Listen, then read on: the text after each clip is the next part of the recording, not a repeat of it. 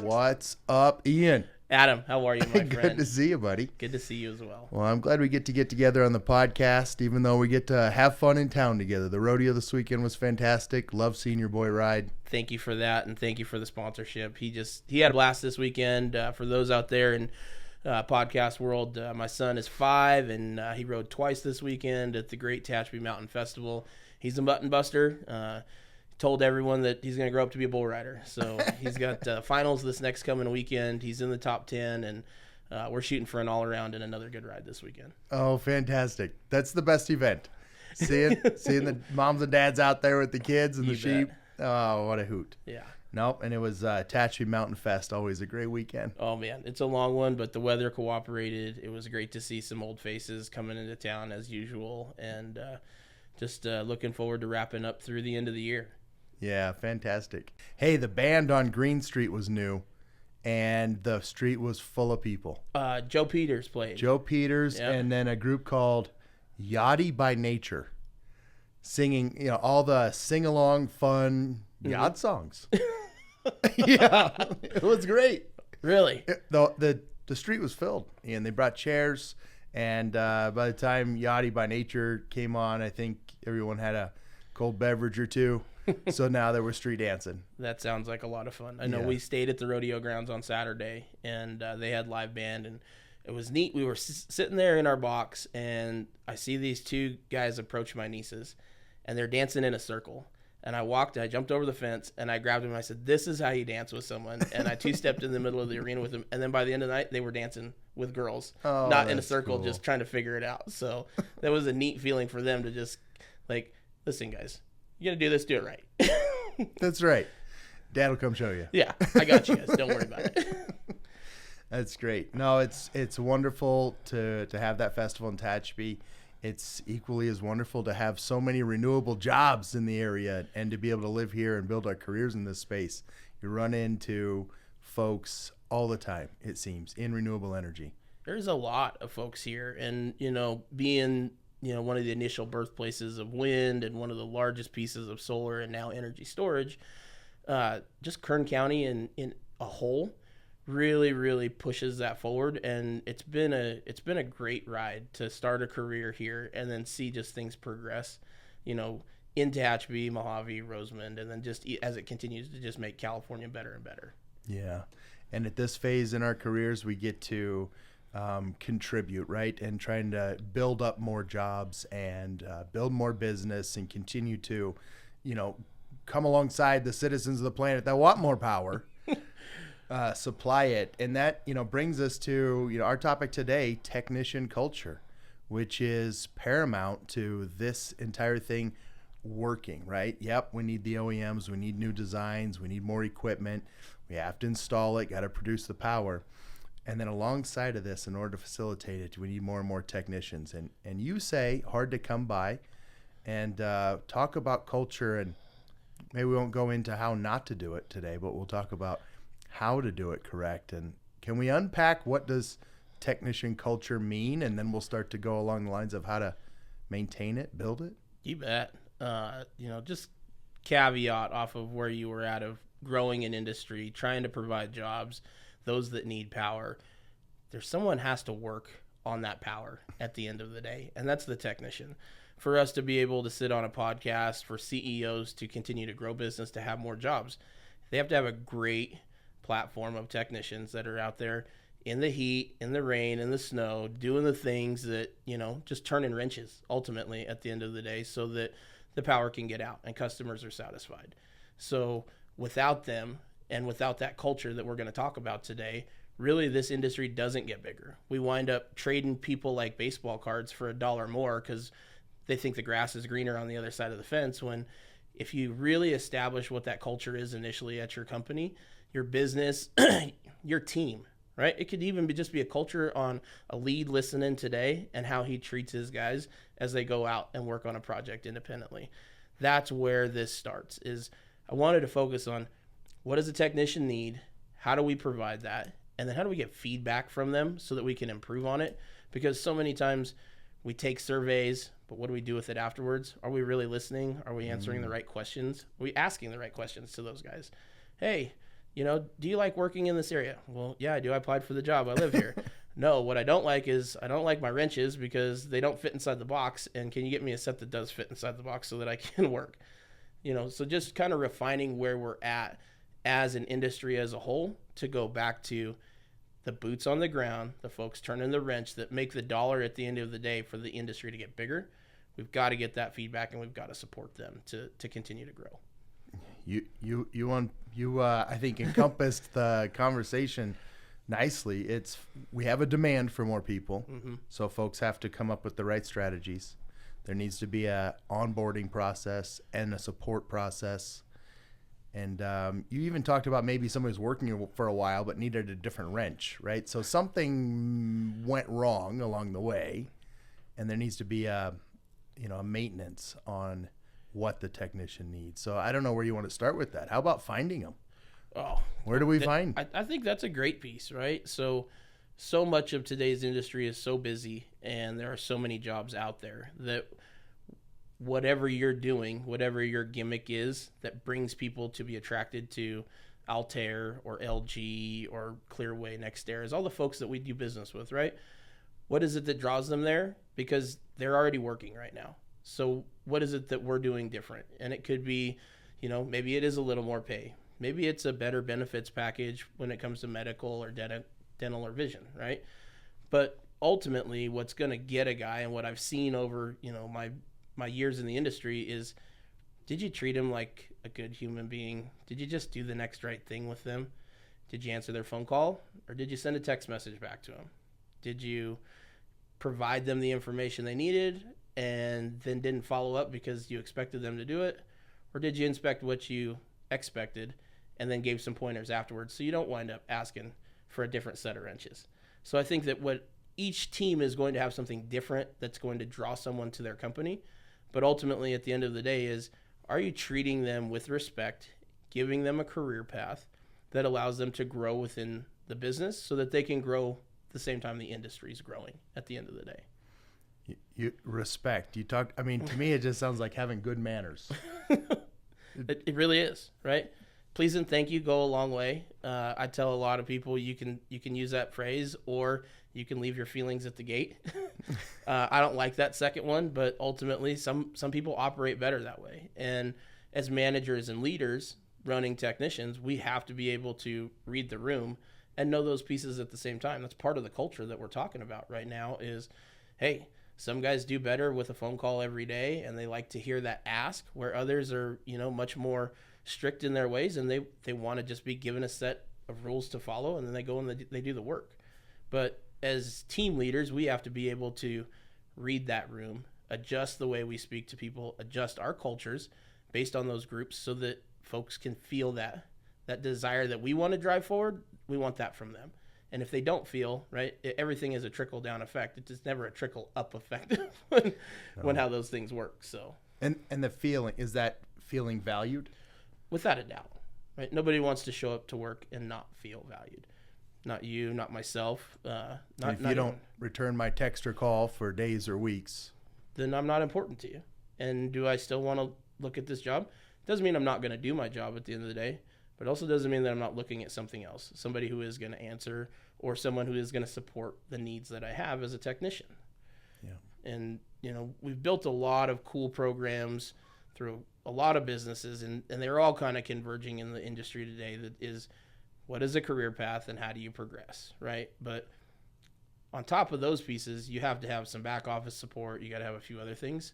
And I think that really, if you get somebody in the door that has an attitude that can show up to work on time, work safe, work smart, that's not something that you can train. Work ethic is something that you reveal. Yeah. You can train a lot of guys how to read a meter, turn a wrench, in those pieces. But to reveal that work ethic, that's an immediate, and then that's where the success really starts to stack and come from. The work ethic, morals, manners, right, and we haven't even got into some of the key pieces to the high risk, a safety culture, And then the company itself, what's the company's value and mission, right? These things align. So maybe just, I don't know, let's take it to the safety for a moment. So you've already shared with us, how to value a person. What about safety? Safety's got to be something that doesn't just sit when you get in the truck and you go to work, right? Safety is a culture that was instilled in you from a young age that touch the stove, it was hot, you didn't touch it again. But if somebody didn't tell you it was hot, then you didn't know. So technicians are not going to know a lot of the pieces that are hazardous in our industry, and we have to be able to give them that information. But they have to also be willing to give back to the company the right to use those tools. We gave you the tools, now you have to use them. If you choose not to use them, then we have issues at the end of the day, right? There can always be better ways to do processes and do a task.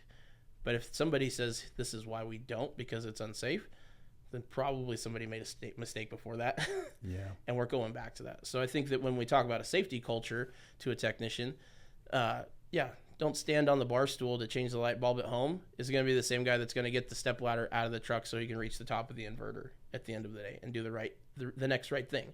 Again, I said it in the beginning when we're talking about a culture of respect, just do the next right thing.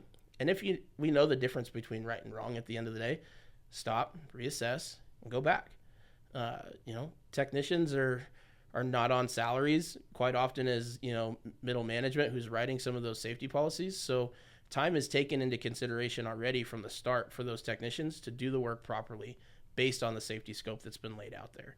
And technicians need to, again, understand that and use the tools that they've been given to be successful. So two-way street when it comes to safety is going to provide information in the direction down from a leadership team, but also that feedback loop and then doing the work based off of that from the technician piece going up. Oh, makes sense.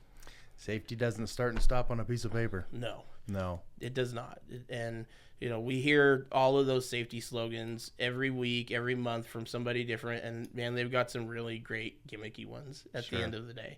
But what it boils down to is everybody wants to go home in the way that they showed up to work. Maybe a little tired, maybe a little dirty. 10 fingers, 10 toes. Nobody's taking a ride in an ambulance.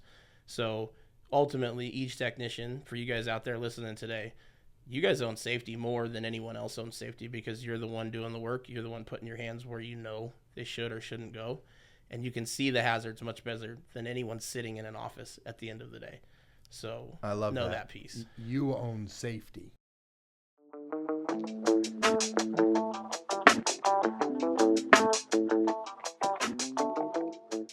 We'd like to thank our sponsors, 3S Lift, a global supplier of safety and access solutions with a focus on wind energy. Their innovative ladder-mounted single technician lift called the Climb Auto System completely eliminates the need to climb ladders up to 120 meters.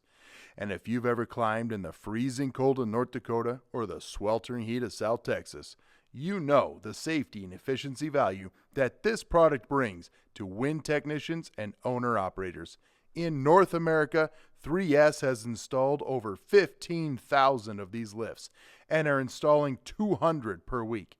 If your site is still climbing, you should contact 3S Lift at info@3samericas.com to get your quote to retrofit your turbines or go on their website, 3slift.com, to learn more.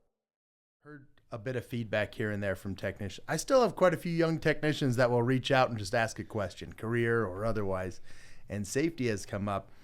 My manager told me to go perform this task. I can't perform the task the way that they're asking because of energy level sitting there. And the manager didn't understand, right? Because now we're getting a lot of managers in jobs that weren't techs as well, so they don't know the technical piece of it. Without a doubt. So it happens. And I don't think, not anybody doing anything malicious, right? It's just technical awareness. But if you're asked to do something that you're not sure about, it's stop. That's it. Use your stop work authority, stand down, ask questions. And it may be that what you've been tasked to do in the procedure is 100%. That may be. If you're not sure about it, stop and ask. Stop work authority. Stop work authority. You own safety as the tech in the field, and maybe just like that manager who doesn't understand the energy level, you might not be understanding the way that they wrote that piece. Or did we skip a step earlier in a procedure where we weren't able to de-energize? Did somebody else work on that equipment? At least being able to reassess and identifying it as a hazard is where you start, right? So the tools came in from the company, you use them as the technician, and then we stopped. And we talk, we reassess, and we come up with a better game plan, right? So if there's something that's faulted, yeah, we want to stop the bleeding immediately and try to get power back on.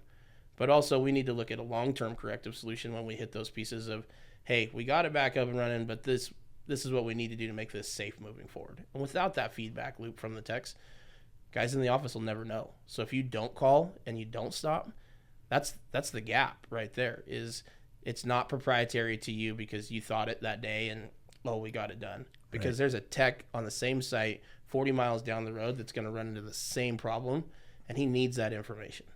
So the life you save might not just be your own. Never. Could be somebody else's as well. Without a doubt. Yeah, stop work authority. We talk about it quite a bit. And I think that rewarding that and supporting it and really, encouraging people to do it. It's nerve-wracking the first time for your new tech to go, hey, we're going to shut down this job for a minute. That's nerve-wracking, right? And especially if you're new to the industry. But it should be promoted and supported, fostered. I can throw a story out there. Previous company, we had reviewed Lotto. Lotto came back and there was a gap because there was a revision that had never got issued to the field in the Lotto procedure, but was issued at the corporate level. And we wound up, coming through. Thank goodness nobody got hurt. But we stopped work and we shut 185 people down for 2 days until we could retrain. We could retrain our subcontractors. And let me tell you how it felt for me to make the phone call to my boss to say, hey, 185 people are going to stand down on a Thursday and a Friday, and we're not going to work through the weekend because I don't want anybody to have this info and then not be fresh on it, right? They're going to understand it. We're going to retrain on it again. And it's a tough decision to make, but it's the right decision because everybody gets to go home. That's good. Tough for the managers as well. Yeah. So if you think it's tough as a tech to be able to bring that to your manager, it's just as tough as for him to go back to his manager or, his supervisor and say, production's got to stop. But if we don't, that's how people don't wind up getting to go home. And we can't do that. No, that's a good point. It's equally tough for everyone to stand the job down, use their stop work authority, but important everywhere. Okay, old story. Thinking back to my early days as a tech, I would say that I was not very efficient with Lotto until I truly understood electricity and electrical components. You nailed that. Could I follow the process and the steps on the paper to the physical? Absolutely. Checks, hot, cold, hot. But it took me 2 years of studying AC theory, DC theory, switches, relays, how circuits work, so that then I could really picture in my mind what was happening in any cabinet I walked up with just a set of schematics. And I felt so much safer. And I bring up this story because I was just meeting with Rise Renewables, and their strategy on safety, they're a training company. Their strategy and mission is on safety through improving and increasing everybody's technical expertise. Mm-hmm. And it took me a minute to wrap my head around the business concept, but I think they nailed it. Without a doubt. They nailed it. Because Rise is that training piece, and a bunch of great guys over there. We've worked with them for many years. But they don't own safety because they are, like you said, trainers. But giving people the tools that we talked about to be able to work safe, they're just adding to each one of our companies, other companies each day. And that's a neat piece that their piece can be, we're all about safety, and this is how we get it there, but we don't own it, right? They're right. They don't own it because they're putting you as a technician own the safety at the end of the day, not the trainer who trained you. He can't own safety for you. He's not there every day. He didn't put your boots on. He didn't put your FR gear on. Nope. So, as part of technician safety culture, the root of it meaning to provide more training opportunity for the technicians, and not just classroom, but also on the job training. Thinking there are some wonderful institutes out there. We just mentioned a great one, but there are other ways to train as well that technicians appreciate. I know I always did when I got to go work on a new turbine type. or I got to learn how to, remove and replace a component that, I never had the chance before. Yeah, that OJV, on job verification, or OJT, whatever you want to call it, it's invaluable to even put a number to that. I started my career as a technician just like yourself. I felt that same way about Lotto and not understanding it. And to this day, when technicians call, no, here's why, this is why this relay sits here in these pieces. But working on that new equipment was the only way for me to get the experience, and even our technicians now to get that experience, because if you stay stagnant, right, you're never going to continue to refresh and remember. Mm-hmm. So if you just get repetitive, we become complacent. This is a really hard piece in renewables because PMs are so weighted in the way that we look at a project in a plant. Mm-hmm. Whereas if we're, and we are doing a great job as an industry transitioning into more of a predictive versus a preventative style maintenance. But it's that thinking differently outside the box, getting to go and do a new task that keeps those technicians more safe, because they don't become complacent. They are not becoming repetitive, pencil whipping checklists in those pieces. So again, as a technician culture, we expect that, but we also have to be willing to give them those opportunities so that they can become better technicians and grow in their piece as well. Yeah. Just to relate again, I started off wanting to learn more in electricity, and after a couple of years, I was great, but I wanted to learn more. And so I asked if I could go work on the hydraulic system. Will somebody teach it to me? Right. Now I understood hydraulics. I don't think I had even seen a yaw puck or had to deal with a yaw puck at that point in my career, right? I'm like, all right, mechanical stuff, right? Help me with the yaw pucks. How's this bearing work? How's this joint connected? Mm-hmm. What's the bolting sequence, and why is it important? And what's pass-fail on my torque process? I wanted to pull a blade off, with the crane, and do other things too. And I got to have those experiences. But the thing I think about now is when I was doing that job, I could pick up problems in the electrical system or something that's going to happen. And while I'm there, I see it and I fix it because I understand it. Right. And the same thing with the hydraulic. And, so that OJT is sort of what I was talking about. We need to promote more of this. For sure. Especially now that, when me and you first started in the renewable industry, we worked a lot of construction jobs. So we got to see plants being built. We got to understand all the troubles from the early stages. Whereas now these sites are becoming more legacy or in their tenure, and technicians are getting hired to work on them that didn't get that opportunity. Like, I climbed a tower first time and I was like, I want to write my name on the wall. And then I found out the reason why you had your name on the wall. And I was like, actually, I never want to write my name on another turbine wall again after I did it the first time.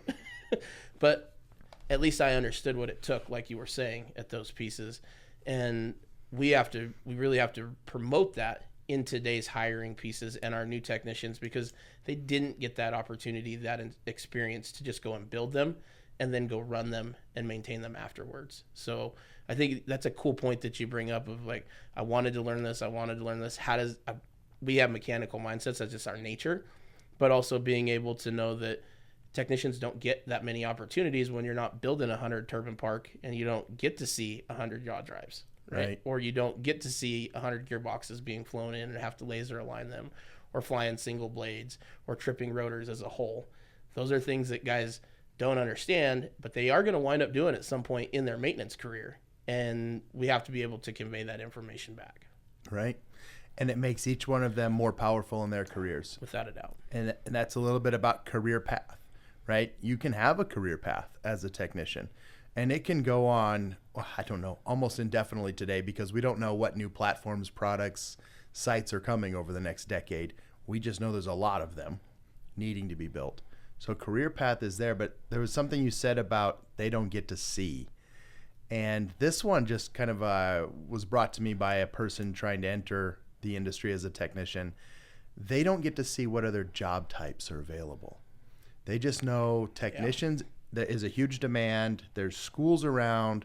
I can sign up for the school. I got, the benefit there too is not just the training and certs, but the connection to companies that are hiring and help me go find my first job. They don't get to see the other job types that are available. No. And, much like regular operating business, there are so many support functions inside of renewables, if not more, than, just commercial style business because of the amount of people, equipment, vendors that have to be dealt with on a day-to-day basis. And that career path for those technicians, for those guys out there today, man, I didn't think I was going to be a technician my whole life, but I didn't know what I was going to do next. And I've worked in a business development role. I've worked on the finance side. I've worked as a manager. I've worked in training programs. I've worked with safety cultures. You can sit on committees, right? You can go to, SIA and these others and give your feedback and your experience. So those opportunities are so vast, as we talked about in the beginning with the industry growing, that you are not pigeonholed to be, I'm a tech 1, a tech 2, a tech 3 to a site lead, and then that's it. No, just know that every day that you're out there working, that every business has so many dotted line support pieces in their back office that, again, are functional pieces of this culture that we're really talking about right now, right? We talked about onboarding. If you don't have a great onboarding experience, you're going to struggle. If you don't have a great manager who's returning your phone calls, that's going to be a struggle. If you don't have support from finance, where my credit card or my fuel card worked, can I get my oil changed in my service truck or a new set of tires? Those are all things that happen. And as a technician, we're in a people business, so we deal with those people problems every day and know that those opportunities are there. And as a tech, you have the best focus lines back to give that feedback and then also improve on those processes as you progress in your career. I remember the day my credit card didn't work. Well, I'm going to be in finance, so I can say that never happens again. That's a huge piece to know that you could take that on because it was a bother to you and it was hard, that you now have that opportunity to go and fix that. Yeah. You've mentioned onboarding a couple of times. What does a good onboarding process look like? I would say onboarding needs to be in person as a new technician, without a doubt. I think it may come a little easier for, some veteran techs. But still moving into a new company and learning their culture, you got to be able to talk to somebody like we're sitting here one-on-one and ask a question. If you just get a handbook and you're told to read through it and sign it, you're a tech. We know you went to the last page and you just signed it and you threw it in your bag and you're on to the next step so that you can go to work. But if somebody's walking you through it and they're walking you through the processes behind that, and they introduce you to someone in finance, they introduce you to someone in logistics, they introduce you to someone in sales, you're growing that culture. You're growing your business. You're giving surety to that technician so that they know where to go and they feel comfortable. There was an introduction there. Not, hey, I copied tech AB to the business development guy. He's got an opportunity. No, let's all get on a call. Tell me what the problem was that you saw there as a technician. Talk to the business development guy. Then we'll get the client on the phone and we'll all talk it through together, because that tech deserves credit at the end of the day for finding that problem or that issue and upselling work and all of those pieces. So onboarding needs to be very, very thoughtful in where you head with it, because it is the first impression you're going to make on a technician, and it will be what they are going to carry. And it's also going to be the first one they're going to give to your client and the next technician that gets onboarded that has to go work with them. So be intentional about onboarding. Without a doubt. Yeah, be intentional. I liked the human connection piece. Must be in person. That's a big deal. Can be tough sometimes, but that's a big deal. The other one I think I liked the most was introduce them to other folks at the company. So we just said you don't get to see what other jobs are out there until you join a company, right? Maybe you're wanting to start, you want to be a tech. There are other jobs, you don't know about it till you join the company. And what you're saying is show them day one. That's it. Introduce them to people. Let them see how the business functions, the different roles, who's doing that job. Well, I mean, think about like when we were in high school, you had a counselor and they asked you what you wanted to be when you grew up, and then they tailor classes that you're going to take around those pieces. If you go and join a company as a technician, but they haven't tailored your career path towards you, then really you're pigeonholing yourself from the very beginning when those opportunities are right there. And it doesn't take a whole lot more. If you're going to spend the money and onboard in person, why would you not do the introductions? We created a really cool program a few years back called 21-Day Jumpstart. And so we did a different video for every day for the first 21 days that you were onboarded. You would just get a text message with a video. And it was a different person in the company that gave you their bio, told you what they did, and then you had their cell phone number, and then you had their email. And so we've got creative around those ways and being able to get people in front of others when not everybody was in the office. Post COVID has been really difficult to get folks face to face, and we're so much time on Teams. But what the value add is on that face to face, you can never make up, right? Water cooler talk, face to face meeting, you can do 5 or 6 times more than what you get out of a Teams call, because people are paying attention, they're focusing. So that's that piece of being intentional in the beginning. And again, think outside the box if it is costly in those other ways, but there are opportunities to get folks in front of people so that they know.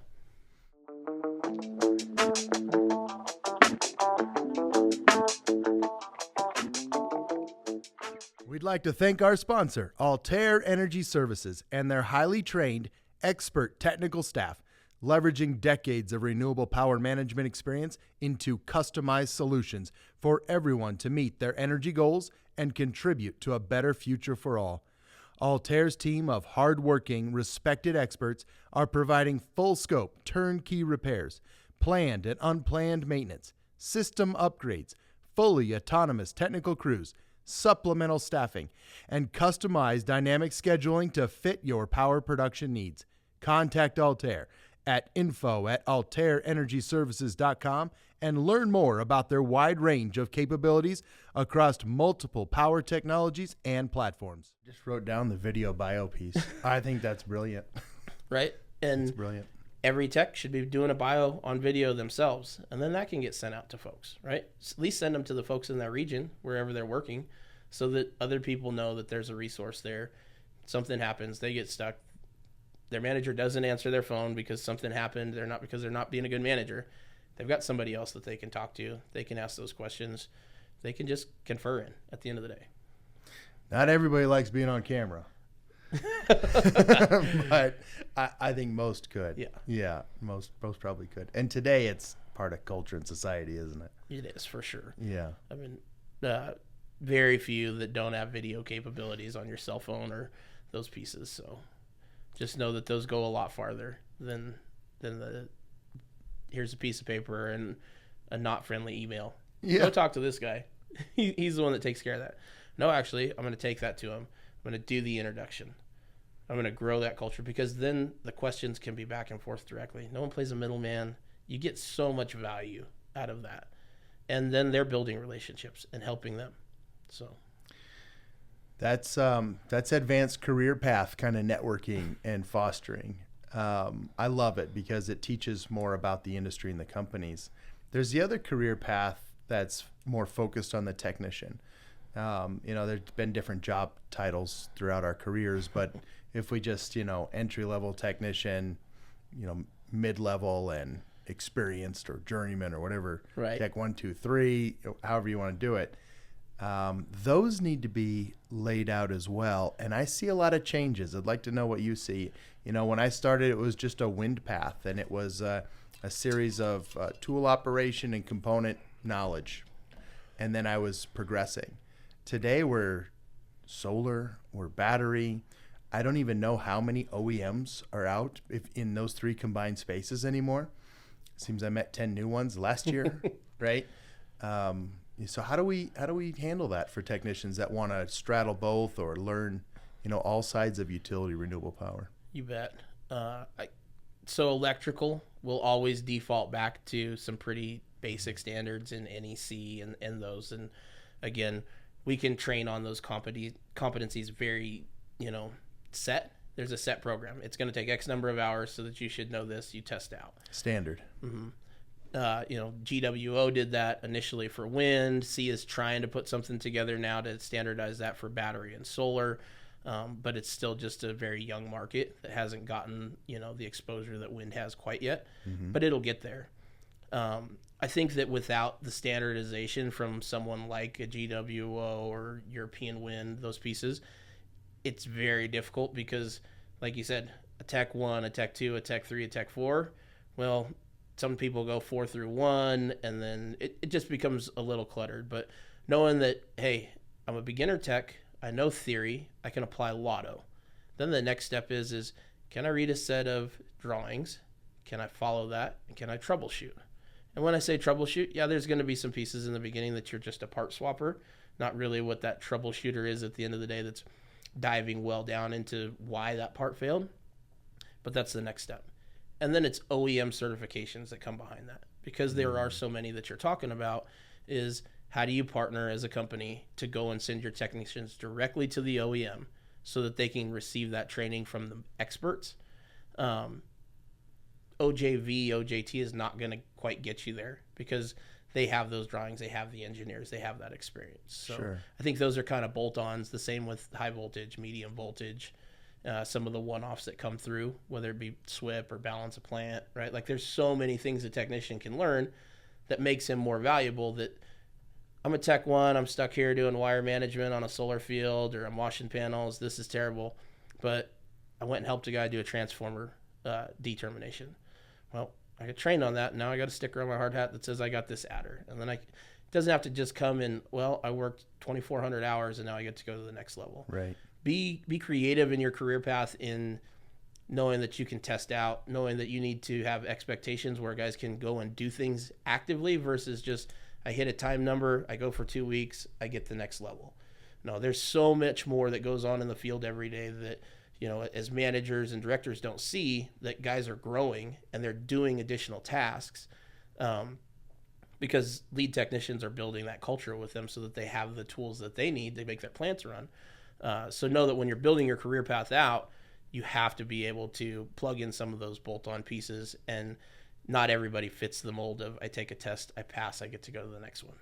There's so much that goes into technicians that it is not just a cookie cutter, take a test and become the next level.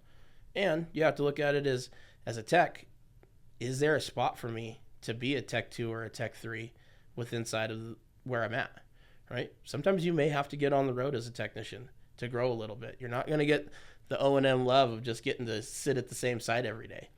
To grow and get to where you want to be, to earn the pay that you want, to get that experience, you're going to have to grind a little bit, spend some time on the road, because there's not always Tech 4 work on a single plant. Or if there is, that guy already paid his dues and he's going to be there for a minute. I like that. So my entire career, well, I've traveled a ton, right, and relocated a little bit. But I've told everybody in this industry, if you really want to grow and excel, you have to commit to a lot of travel, relocate periodically, or move to a city probably where one of the headquarters is at, right? One of these companies, so you can grow up in that location. Otherwise, yeah, you can get stale just sitting on a site forever. And maybe that's all right too. Location can be important to some people. But we're just talking about, pushing that career path. Yeah, and early on, as you start your career and you're not married, you don't have kids, you're not tied down, travel is the ticket, right? Go on the road, make your per diem, learn, get the experiences. And then as you find out what you like in your life and where you want to settle down, you've got to be able to see those pieces. And I think that's one of the great things that the renewable industry offers, and why there's such a draw and need for technicians is, this is an industry that is so fluid and growing at such a rapid pace that you don't need to be tied to a specific state to work there. If you want to move across the country and work on turbines, you can do that. Just get yourself in somewhere and start working on turbines. Yep. And those opportunities are there. They are. Just get started. That's it. Yeah. And there's lots of technical institutes. Take a little transition, go to a program, meet some companies. Yeah. And, tons of ways to even get into those programs, whether they're through a JC or a 4-year or even private pieces. They all have financing options. And I know you've had a few folks on the show, and we both know quite a few in the market. Let us know if there's something we can help with that to draw you guys give you the tools that you need out there as you're listening today and continue through your careers, that we're here to help on those pieces. That's a good point. If you have questions about where to start or who to talk to, send us a message. We'll point you in the right direction. You bet. Yeah, no, that's a great idea. It's fantastic. I got hung up on the travel piece in my head because I was thinking about, you said if you're single, I didn't get to do it while I was single. But luckily, my wife's a rock star and held the family. Yeah, they were good to just get on the road or with me gone. I know it's not that way for a lot of folks, But know that that really is a stepping stone in this career path. Is you're going to have to spend some time on the road, even as an O&M tech. You guys work regionally, and you're going to get bounced around because owners still have multiple plants within that region. Folks get sick. Folks needs time off. You're going to have to go help at some point on another plant. And just know, take everything in once you get there. They're not going to do things the same way. They have their site culture versus your site culture. And we'll keep deferring back to that today is on culture. And there's so many types. But really, it boils down to just doing the next right thing, being a good human being, treating people with respect. Yeah. No, that's real. That's true. On the fun culture, I was thinking about the different sites that I traveled to, you know, with the site team that was there. My favorites were with one of the people at the shop loved a barbecue. So it'd be an old grill out back, and there'd always be some great Friday lunch or Hands something. down. Yeah, that was always my favorite. Like, ooh, that's good culture. Good grub. Okay, outside of the travel piece, but back to, you know, growing the career. You know, first of all, everything I've read, this is the fastest growing industry, at least in our country, likely North America or even wider. Yeah. Right? So there's a demand for jobs, which means there's opportunity for advancement, opportunity for career growth. So yeah, travel might be a stress or a little bit of a struggle, but if you're literally looking for a good career, this is a wonderful place, and you can get a quick entry, relatively speaking, you know, into the technician space. Yeah, and a well-paying quick entry, right? So with the IRA and the pieces that have come out, PTC, ITCs over the last 10 years, there's been some mandates that have pushed the wages up, and on new projects that are mandating apprenticeship programs and prevailing wage, and again, all these other opportunities inside of the companies that we've been talking about for the last few minutes. This is a career that jump starts and puts you a little farther ahead than, well, I started as I flipped burgers or I did those other things. Nothing wrong with those pieces, but as an entry-level position, these jobs pay very well, and they have scalability right after that, based on the amount of effort and time you want to put in. As we talk through this, you know, you want to be a tech one forever because nobody wants that guy that just shows up and does the bare minimum. But also, you can scale the technician career path at the rate that you want to because there is so much demand right now. So if you want to put your head down, learn electricity, grind it out, ask about all the components that you don't know how, raise your hand and volunteer for overtime or those travel jobs, you're building your own agenda and headed down the right path to scale your career at that point, because it is a hot market and we need technicians that are hungry and willing to learn and willing to just go that next step. Yep. And you're building your resume. You're building your professional expertise in your toolkit, personal toolkit, right? To go and achieve those new jobs. And you talked about wages and IRA, PTC, the growth, but those wages there are good. I'm amazed at how good they are as you grow. The entry level's respectable. Without a doubt. The range of wages for technicians blows my mind. It's fantastic. So staying in it and growing, it's well worth the effort. I'd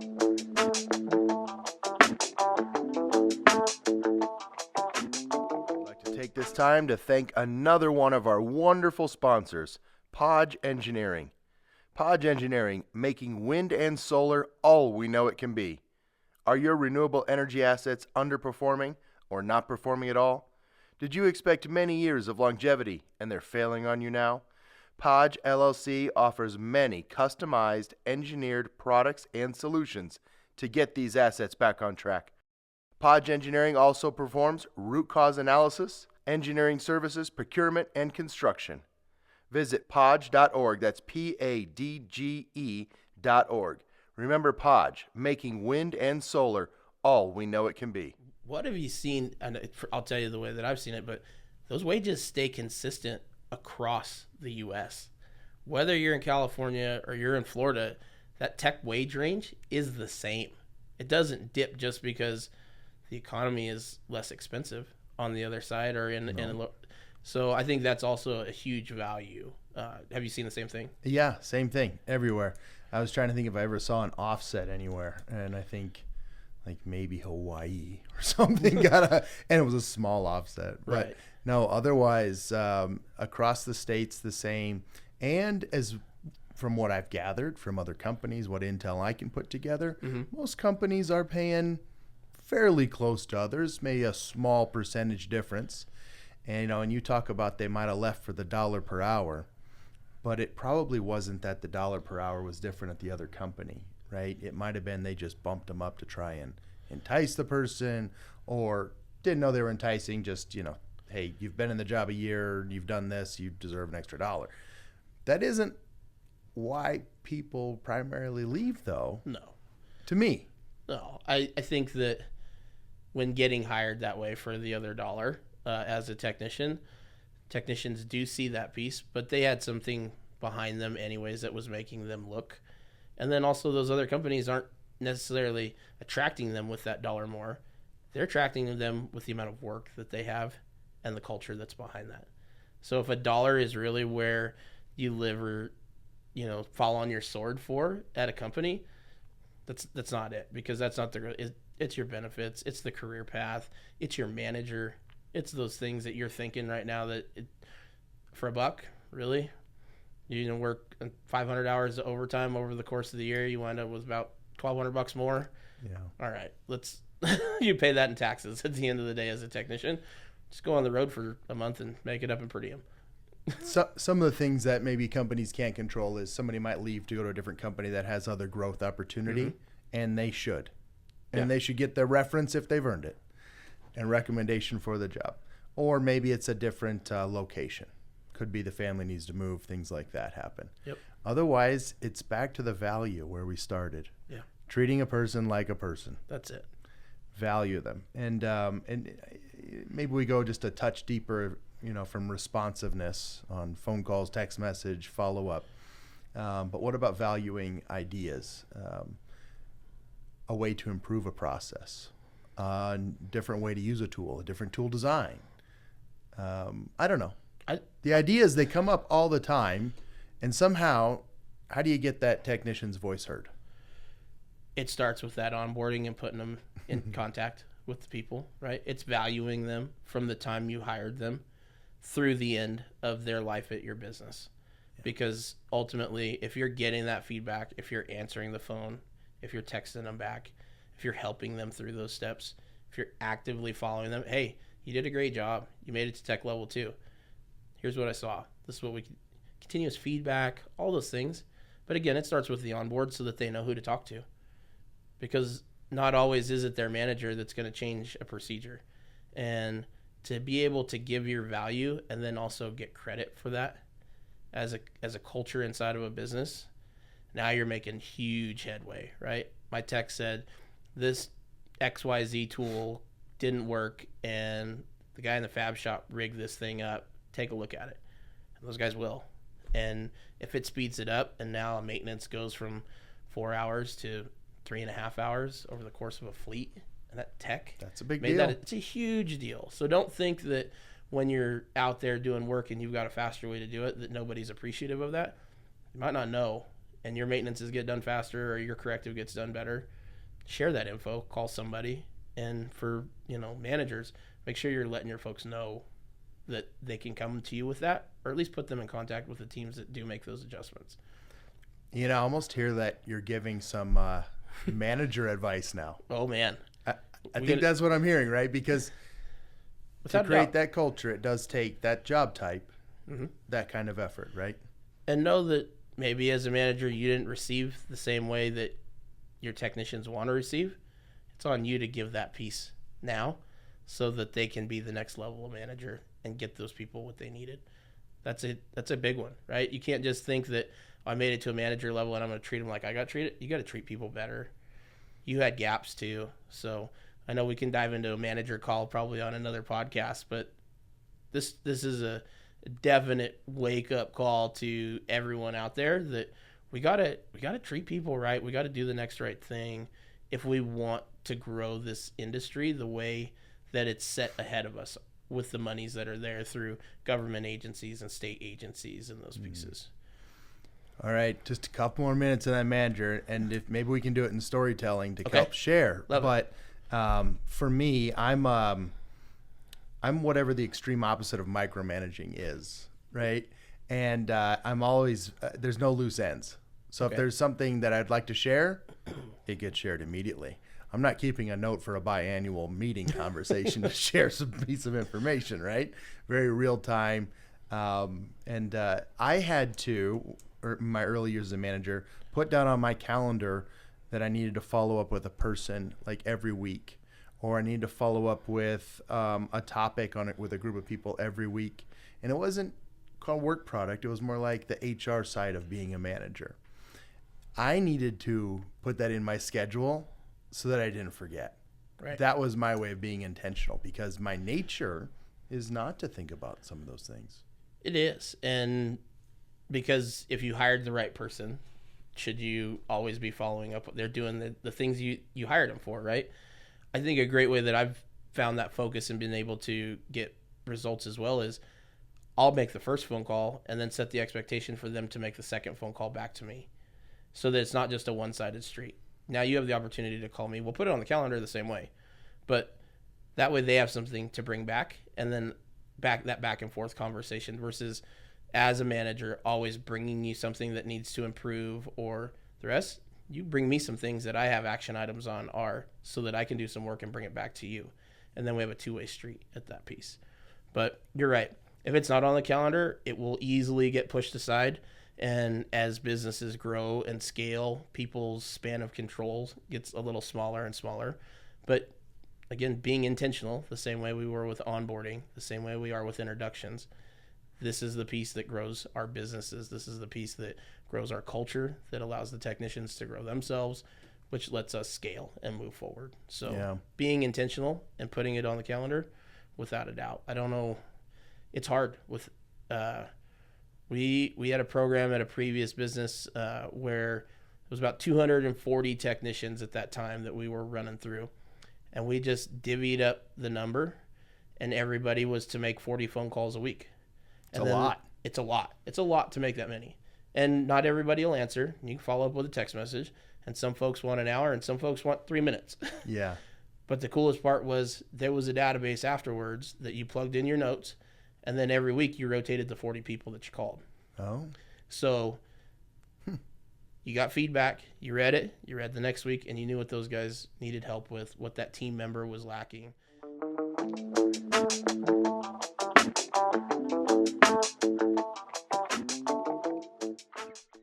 Let's thank our friends over at Renew Safety, your proactive partner in safety solutions. With comprehensive safety consulting, ensuring compliance with all safety regulations and standards. Expert staffing solutions, providing trained safety professionals tailored to your project's needs. Commitment to sustainability, promoting a safe and sustainable working environment. Contact Renew Safety at info@renewsafety.com and speak to one of their industry experts about their proven track record for safety management on numerous projects. Or perhaps you're looking for construction safety staffing, contractor monitoring, incident investigation, or program development and training. Check out Renew Safety at renewsafety.com. We came up with some crazy things, like I'm a tech, I'm on the road, and my wife has a hard time on Thursdays because she's got late work. We called the manager, and the manager sent a pizza to her house on Thursday nights to feed her and her kids, so that she'd have to worry about cooking dinner. And then the technician was able to get on a FaceTime call and have dinner with his family on Thursdays. Oh, man. And what, for a $20 pizza? Like, that wasn't that hard, but that's what came out of those phone calls, and how we learned how to grow and build that trust, those pieces. You know, a lot of times as we get bigger in business and our companies scale, we talk about how much revenue we make, how much EBITDA, or how many projects are out there. I've always liked to keep track of how many times did my technicians buy a car? Did they have a baby? Did they get to take care of a vacation or take a kid to a doctor's appointment? If you keep track of those numbers, you will grow indefinitely at that point, because you have a finger on the pulse of your people so well. Wow. Right? to know, like, hey, so-and-so's having a baby. Perfect. Make a bib with your logo, send it to them at the hospital. So then you got a picture of someone's child with your brand on it. Didn't matter. Like, there's a marketing piece to that. But they got something of their time away. Whether it was you got a new car? Perfect. Here's your new car kit that's from Altair Energy with an air freshener and a trash bag. The same thing they're going to get at the car wash. But they're proud to represent that and ride for that brand at the end of the day, because that's the culture we instill, is that we care about the big things to them, not the things that are big to us. You got me there a little bit. That one choked me up. That was a good one. Best I ever did was write down everybody's birthdays on my calendar so it would pop up and remind me. So I'm going to take that one, Ian, as an opportunity to improve for myself. Yeah. That was really good. It gets hard, right? The bigger you get, these are not easy things. But if we just go back to being good people, this is what people buy into your brand now. Yeah. And that's the win. That's what we want them to feel like as a technician. That's the culture. Man, that's culture. We got to somehow put that on a shirt. I don't know. Bumper sticker. That was unreal. All right, tasked out there in the podcast world, send those back in. Some culture. Let's stickers. figure out how to get a culture sticker T-shirt rolling out here. Oh my goodness, that was great. Yeah, you got my brain going now. I remember I was out a little long one time years and years ago, and our executive GM was on site. We were doing an investigation on an incident. And I was there a few weeks, and it wasn't done, and he had come out, and he goes, well, you can't go home. I'm like, okay, it's just my anniversary. In there. He called the local flower shop and sent some flowers to my wife and said, huge. Thanks for letting us keep Adam a while longer. Right? That was very much appreciated. And I won't ever forget that one. No. That meant a lot. You bet. It goes a long way. And not that you should ask for folks to stay that way all the time or do those extras, but as business, builders, owners, team members, you know when to use those tools, and you need to have them in your toolbox. And we need to be thinking about those, not just thinking about, oh, the guy's screwdriver broke. No. You need to be thinking about the things that are stressful to them that make them show up to work that maybe they're not productive. Yeah. And we just need to alleviate those pieces in every way that we can and give them the tools as best we can. We can't fix every problem, but the ones that you can, that's what we should be doing. That's the culture, right? Man. All right. Culture sticker contest. That's happening. There's something. It's just got to be one of the largest topics on everybody's mind for in sure. This industry. We're kind of getting to a point where we like to do the What's Up career discussion. Okay. And so, right, and you get to sign the banner when we're done. Everybody's putting their signatures. Fair enough. But just in the spirit of culture, in the spirit of career path, if you could share with us what your career looked like. Yes, sir. Some of the things that went well, and then you might have some fresh news. I do. All right. So, for those out there that I haven't met, it is a pleasure. Thanks for tuning in today. And Adam, thank you for the opportunity to come on and talk about something that I'm very passionate about. But, so I started in 2006 as a laborer on a wind site. At that time, I was working for Kern County Fire Department on their wildland fire crew. Okay. And we had just wrapped up our season. We were done fighting fires. It was starting to get wet. And my girlfriend at the time, her dad was building a project here in Tehachapi. And he's like, you know what? Don't just collect unemployment. Come out here, work through the winter, and see if you like it. And I'm like, I'm going to be a firefighter. I don't want to go build wind turbines. This is not what I do. I know what I'm going to do. Okay. So what's a laborer do? I was a laborer in a laydown yard, so I was inspecting turbine components when they came off the railhead, paint chip here, okay, missing wire, and then they found out I could run a forklift, and so then I wound up moving a bunch of dunnage and crane mats and running around. But I had that drive of I couldn't sit still. I didn't want to be a laborer. That's not how I'm built. That's not what my dad instilled in me. And within 3 months, I made a foreman of that laydown yard. And within 6 months, I was moved into a superintendent role. Wow. So I put my head down and I went to work. Granted, at that time, there was a lot of folks that were wanting to go home for Christmas and they were going to transition to another project. And I was like, I'll stay as long as you want. I'm here. And so I moved up very quickly. And it was a great opportunity. I wound up on a base mid crew, and then I wound up on a top out crew, slinging blades. And I did that for a couple years, building projects between California, Oklahoma, Texas, just stacking towers. Okay. And at that point, I was like, well, I kind of got this down pat. I want to do the next piece of a wind site. So I figured I'd learn how to do underground and build substations and roads, because those kind of all go hand in hand when you're putting those pieces together. Yeah. So then I went for work for another company, and they were a cable manufacturer who also did their own installation. And so I built a bunch more wind sites, running equipment and doing terminations and learning how to be an electrician and wire towers and substations. And that was one of the most fun pieces that I had, was like I get to build a road, and then I get to cut it up, put some cable in the ground, backfill it, and then I get to turn these things on. Yeah. Like, that was a cool piece to me. It was like when you flip that switch and then you see power being generated. You really saw wing to wing on that. Yeah. Yeah.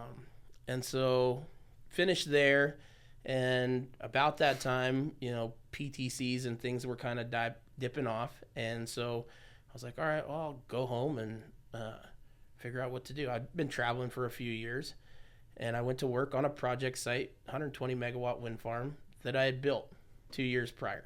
And I worked on that facility. And I was a technician. I climbed turbines every day. I did maintenances. I troubleshot. I did large corrective repairs. And it was great. I got to be home. I got to spend some time with my now wife, and just kind of learn what I wanted to take as my next steps. I had been really passionate about just learning the industry. And over that course of time, I wanted to learn about people, what we're talking about today. And so in 2014, I got a phone call from a company. Actually, can I use folks' names? Or Sure. Perfect. I got a phone call from Buddy and Nikki Cummings, who were the founders of World Wind and Solar. Used to be World Wind Services. And they said, hey, we're going to kickstart a solar business here at World Wind. Would you come back? And I was just like, yeah, that sounds great. What are we going to do? And they're like, well, they're building all these solar plants out here in Rosamond, Lancaster. And, we do electrical work. You've been a part of that with us from time to time. Could you just come run some guys? And I was like, okay, sounds good. So I finished the project. I was on a campaign doing a retrofit on the site that I was on. I was like, I got to take at least 4 months to finish this campaign, because I wasn't going to leave the site high and dry. Mm-hmm. I came back and I started there, and we started selling electrical services to these huge solar farms. And they're like, nope, we got our own union hands. We don't need that. And I'm out there. I said, what are you guys going to do about all of these tumbleweeds in the middle of your field? And they're like, I'm not going to do anything. We build solar plants. We don't cut weeds. Someone's going to need to. And that's how I broke into the solar business. Wow. Was cutting grass. And being those guys on site at that time, then we were able to scale and sell electrical services, which turned into panel washing services, which grew into LTSAs and O&M contracts. Look at that. And we were able to build and build. And don't turn down the small jobs. No. And it came down to our culture. We built a program called HTR, Hire, Train, Retain. We would bring technicians into a group interview. Everybody got 5 minutes to stand up, tell us what you did and what you want to be. And then we would hire as many as could pass drug screen and background checks to come and cut weeds in a solar field, wash panels, 120-degree weather. And if you could show up to work on time, work safe, work smart, we'd put you in a technician class and teach you the basics. That tech level 1. How do we give you that career path? And I'll tell you what, we were able to grow and scale so fast because we had that levelized piece. We didn't have to try to go steal from someone else anymore. We had our own factory. Yeah. We're cranking out technicians. And Whirlwind grew at such a pace that they wound up being bought twice by private equity. That business flipped multiple times and still continues to scale to this day. They're now known as Pierce Renewables, the largest independent service provider in North America. Yep. For wind, battery, EV, solar, and telecom. Yep. They're huge. And so congrats to those guys. And that's really where, at that point, I had been at an SVP level. I had really scaled. So laborer, foreman, superintendent, back to a technician, then to an operations manager, operations director, to an SVP. I just want to comment. I loved that bit about it was thought through on how to create the career path for the technicians. No, I think that's brilliant. Aligns with your passion for the culture. Yeah. And, after that, I bounced around for, I don't know, the last 24 months building some really great training centers and another services program for another business. I also stood up a parts warehouse, which is something new for me that I really, really enjoyed. Was, technicians get stuck with work orders, but office people get stuck with bills. And if you don't have a good parts program or a good tracking program, work order systems, then, so I spent my last few years focusing on that for a few companies and have got that dialed in. And the exciting news of last week is I've now taken a global director position for LGES Vertech, and I'll be running their services side for all of their batteries from previous purchase, and then also their new integrated systems. Okay. So US, Canada, Mexico, UK, Germany. Really looking forward to this position. It's super exciting. Been a long run with those guys. We've been talking for multiple weeks, and I am very excited to announce that this position is rolling out. Congratulations, Ian. Thank you. That's Appreciate fantastic. it. And it's a global role. Well, and that's a piece, guys, is, we're talking about technicians and the opportunities that are there. I started as a laborer, and we're going on year 16 in the industry. And it doesn't matter what they call you at the end of the day, whether it's a laborer or Tech 4, director, SVP, do what you're passionate about and love those things, and you will be successful. And those ahead of you will see that. Yeah. And if you're instilling a culture in those that you work with, folks are going to see that too. So know that maybe not always is the culture the greatest, or you may not understand why, but you have a lot of control in the way that you present that. You get to pick your attitude every day in the way that you come to work, in the way that you represent your business to your clients, to other technicians. And if you can say at the end of the day, you represented them well, stand up. Good. Yep. Give yourself a round of applause, because that's not easy for a lot of folks to do. No, it's not. So. No, it's not. You hit like 6 or 7 buzzwords that might become stickers. I think maybe Sticker mania today. Sticker mania. One of my favorites was you choose your attitude. That's it. You choose your attitude every day. It's the only thing you're in control of most days. Probably. Ian, I think that's a perfect spot to end. I can't thank you enough for coming out. Thank you for having me, Adam. Supporting conversation on culture for technicians in this industry is exciting. Congratulations on the new role. Thank you so much. Can't wait to see what you do with it and have you back on. Looking forward to the next show, Adam. All right, Thank you, buddy. sir. Take care. You too.